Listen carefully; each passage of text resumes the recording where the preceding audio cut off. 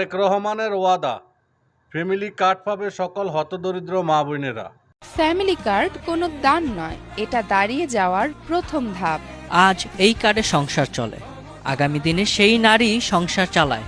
সহায়তা দিয়ে শুরু, শেষটা কর্মসংস্থানে। মা শুধু ভোক্তা নয়, মা হবে উপার্জনকারী। বোন শুধু অপেক্ষায় নয়, বোন হবে দক্ষ, আত্মবিশ্বাসী। এই কার্ড নারীর হাতে মানে পরিবারের ভবিষ্যৎ তার হাতেই। হাত পেতে নয়, নিজের পায়ে দাঁড়ানোর সুযোগ।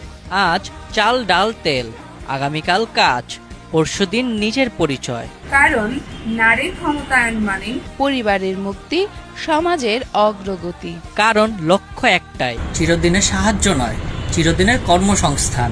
স্বাবলম্বী পরিবার গড়লেই দেশ দাঁড়াবে নিজের পায়ে। বিএনপির ফ্যামিলি কার্ড, আজ সহায়তা, আগামী দিনের আত্মনির্ভরতা। আত্মনির্ভরতা।